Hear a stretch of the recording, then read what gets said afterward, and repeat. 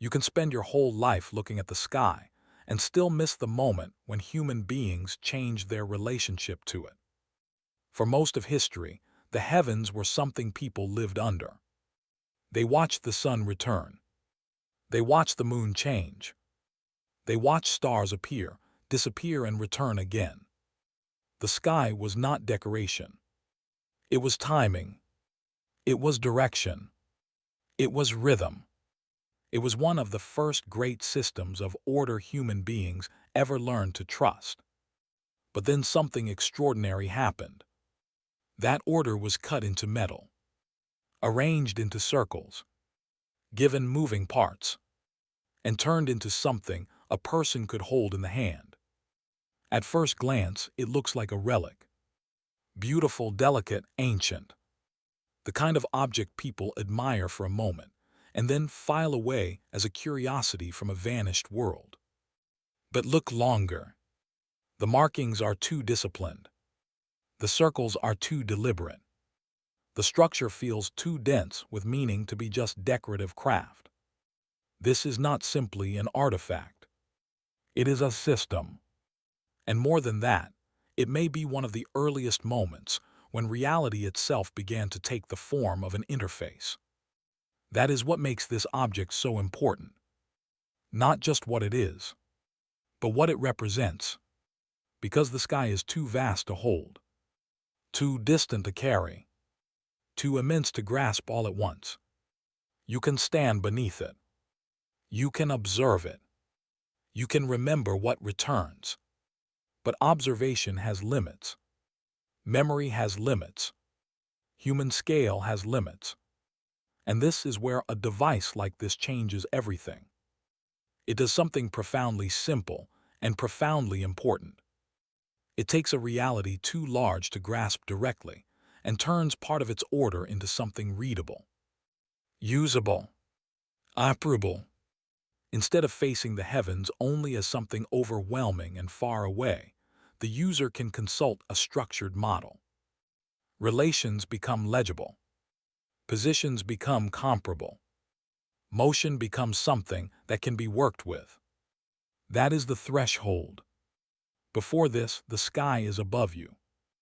After this, a pattern of the sky is with you. And that is not a small shift. That is a civilizational shift. Because once order can be translated into a portable surface, human beings are no longer only watchers of reality. They become operators of a compressed version of it. And that is where this object begins to feel strangely modern. But before we get there, look at the shape. The circle matters. Not just because it is elegant, not just because it is efficient, but because it feels right. The heavens were experienced through recurrence. The sun returns. The moon moves in sequence. Stars rise and vanish in patterns that repeat.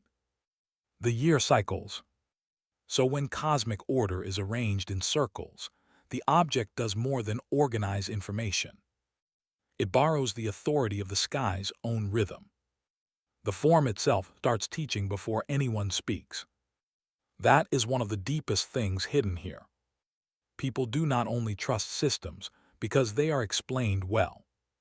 They also trust systems because their form feels coherent. A circle can feel complete before it is understood. An ordered layout can feel true before its logic is fully followed. A well-structured object can project certainty before its mechanism is mastered. And this device is built from exactly that kind of visual discipline. Layer within layer. Marking within marking. Motion crossing stable form. It tells the eye something immediately. This world is ordered. This movement can be read. This pattern can be held. That is why calling it only an instrument is not enough. It is an interface. Not in the modern digital sense. In the deeper sense. An interface is what stands between reality and the human being trying to act within it. It turns what is too large, too dynamic, or too complex into something manageable enough to use.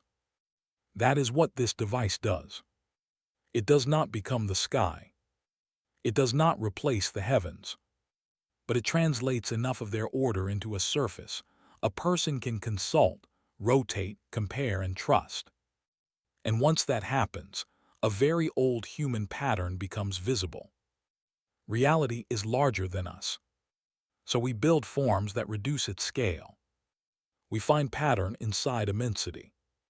We give that pattern structure. We turn that structure into something we can read. And once we can read it, we begin to live through it. That is the deeper move this object reveals.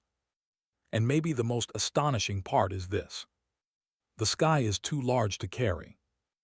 And yet here is a device that lets a human being carry a working model of its order. Not the whole cosmos, but enough. Enough to orient.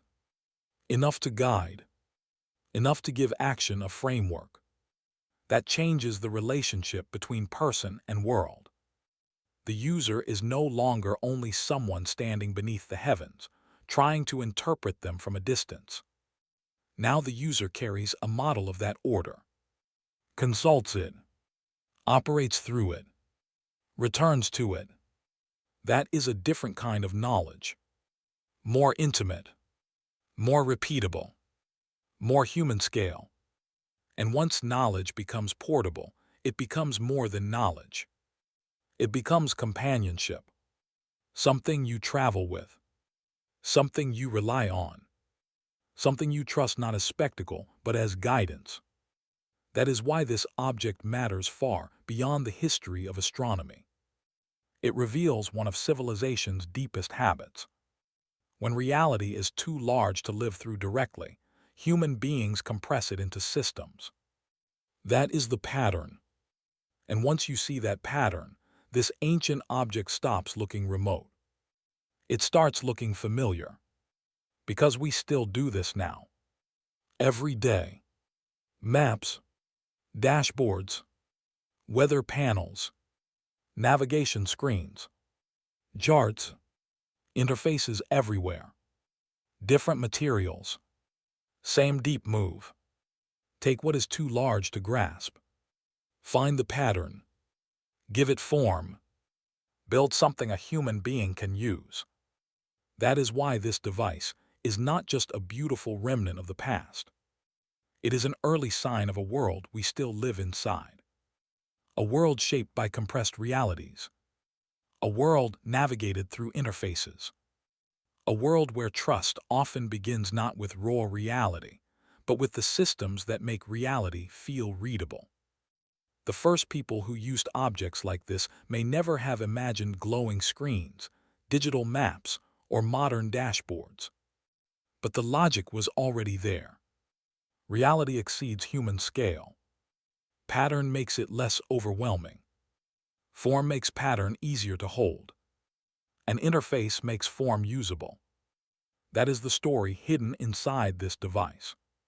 Not just ancient science, not just craftsmanship, but one of the earliest moments when human beings began turning the world into something they could carry, consult, and trust.